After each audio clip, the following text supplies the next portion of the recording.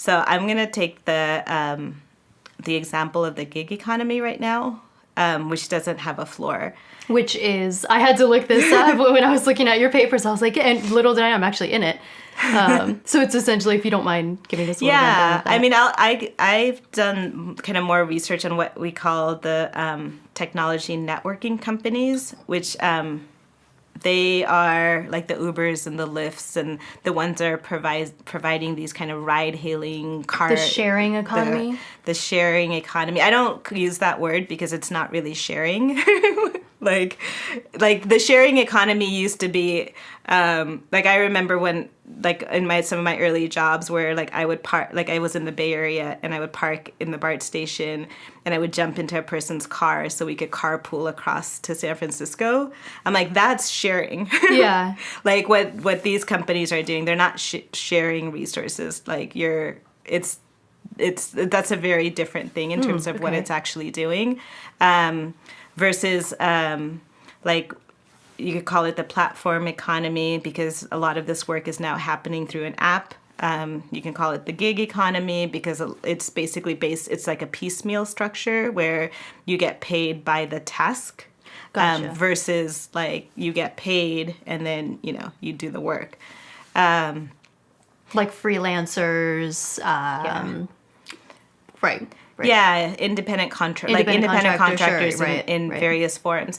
But for me, the ride hailing, it's very specific because it was something that was touted as this like it's flexible. Like you set your own hours, you're your own boss, you use your own car, and in it like it's providing a service that's very similar to taxis.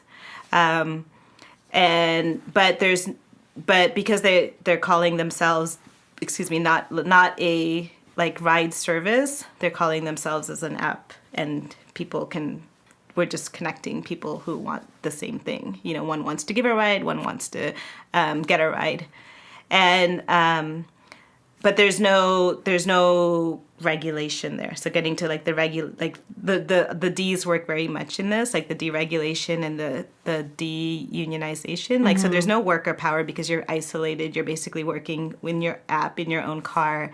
And then there's no base fare. Like there's nothing in it that says like, we should make sure, by the time you finish working, you'll make some kind of minimum wage, for example, or even something more.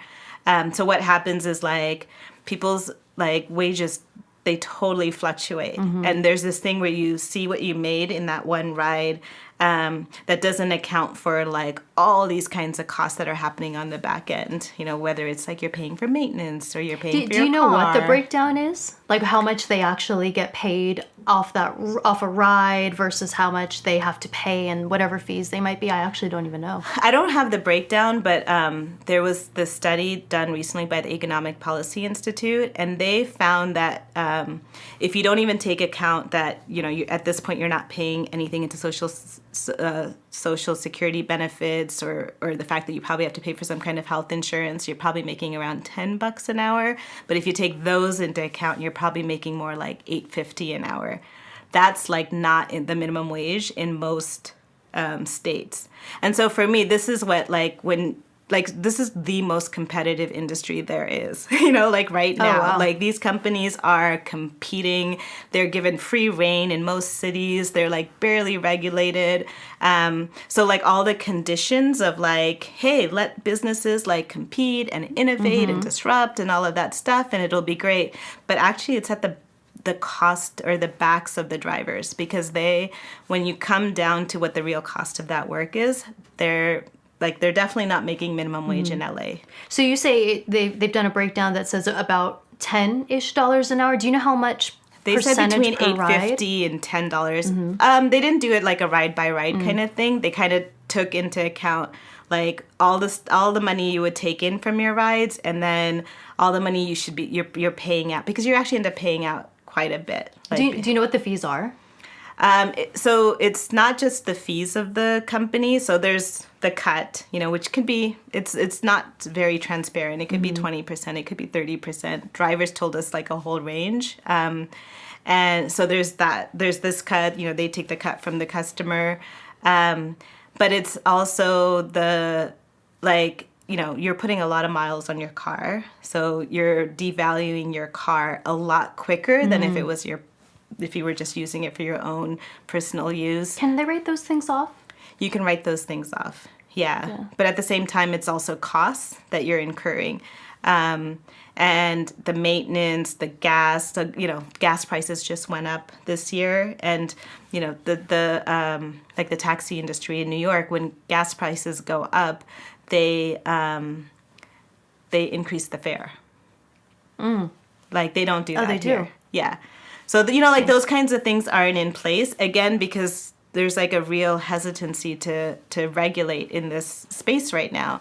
So I think that's, there's different ways where I feel like if it was just that, okay, you're just driving 5 hours a week, but what's happening is people are getting locked into the expenses or getting locked into the work. And for us, what was interesting about our survey is that the folks that were driving more hours and had been driving for longer periods tended to be older and immigrant. Mm-hmm. And so it's the younger folks are I'm out, Yeah. There's also white privilege in that. No, I'm out, But for the folks who often end up in this work longer is often folks who have a lot less options. And so it's we're finding that it's more the taxi industry was almost completely run by immigrant men, mostly men. And then you start seeing that workforce now growing in this one because they're the ones who are getting because they're probably more just into moving it. over, right? From the Some taxis are moving over, to... some are getting in, the taxi industry is probably over-regulated, so it's got a lot of hurdles to get into it, but this is the opposite, where it's so loosely regulated. It's very easy to get in. It's also very easy to get out. But again, there's, I think, things that are kind of keeping people locked into this work. And it's folks who will probably have less options to walk out. I was going to say, why do you think it's harder for non-white people to move on than it is for white people? I think it's easier for, and maybe it's not just white people, more educated folks, people who have, who have other options to walk away. I think it's a little easier to try it and then be And the thing is, it's a revolving door. So, that sector can always, because the idea is you always get more people in. Right. So if part of your workforce leave, that's cool because we're there's because it's not really we're now hiring. Oh, we're Yeah. no longer hiring. Yeah. But I think there's another part of this workforce that is now working for longer, working longer hours. It's we found folks that were working 40, 50 hours of driving. I mean, that's when you're at the work that long, there has to be we have to make sure that these are that you're thinking about your back and your ergonomics and your wages and your your breaks and your bathroom and all of those kinds of things. And we had stories of people sleeping in their car. Oh my gosh. Well, but they get to decide their own hours, right? So there shouldn't be any issues with with braking, I imagine, because they can stop whenever they want, right? So that's the other thing is I think it gets touted as you choose your own hours. I mean, I was at dinner the other day with a friend. It was a group dinner, and he's an Uber driver, and he was oh, there's a surge, I gotta go, and it's think of yourself on call, where there's a little bit of yeah, I can work whenever I want, but really you kind of have to work when there's the most business. Right. And that you're probably we call it indirect control and algorithmic control, that you're kind of always have your eye on the app. Even when we're hanging out, I'm going to be oh, is this a good time for me to be driving? I'm going to go out and be kind of ready to go. Sure, some folks are I'm going to drive, 2 to 3 p.m. or, 9 to 10 a.m. on a Monday. Probably not going to get as much work than, some other times, which you'll kind of, the app will tell you hey, if you drive that Friday, at 8 p.m. down by LA Live because there's, a show there, you're going to get a lot more business and the prices are going to be up. So then to enforce, I guess, breakage or only a certain amount of hours that they can work, would that mean that Uber or whoever these companies are, they would have to then enforce them to take a break at a certain time? I mean, just even having guidelines on like you need to stop working. So recently Uber had to stop people from using the app. I forget what the hours like. Oh, really? Like after 10 hours or 11, like after Oh, a certain wow. amount of hours, because people were, like we would get stories where someone was like, I was tired. It was like 2 a.m. I was done. And then I got this, this thing. And I'm like, oh my God, it's taking me 40 miles out of my way and I can barely keep my eyes open. And, it's that like economic hardship, the need, to like take that fare. And it can create unsafe conditions. So yes, you can take breaks. But I think that it's also set up against this thing of like needing to go for rides, feeling this pressure. Like the drivers we surveyed reported like stress around. Most of them did. They felt this message. way. Wow. Yeah, like getting messages, the reviews. Like basically you're getting managed by customer reviews. Like. Who wants to be in a job where you're like, and again, there's the counter argument of like, well, this has made service better. But there's still something around that because there's all kind of like implicit bias you have to worry about in the reviews and like. Oh, really? Like what? What's something that people have to deal with out there?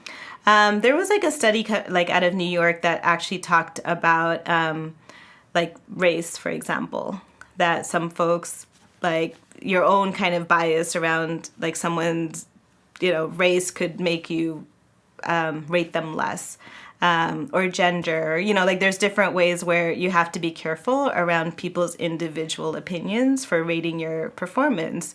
Like I would hear this with Yelp as well. It's like, do you really, there's the reviewer, and then there's like the mass review. And some of it's just personal, right? Like some of it's not so much about the food, versus like you weren't nice to me in a way that I think you're supposed to be nice to me.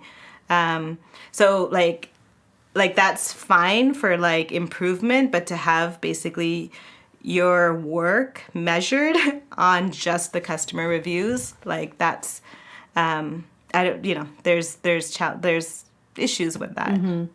Hey everyone, thanks so much for watching the episode. If you're interested in contributing to the conversation and supporting the show, there's 2 easy things you can do. 1, click subscribe, and 2, visit our Patreon page where you get exclusive access to the Exploring Minds community.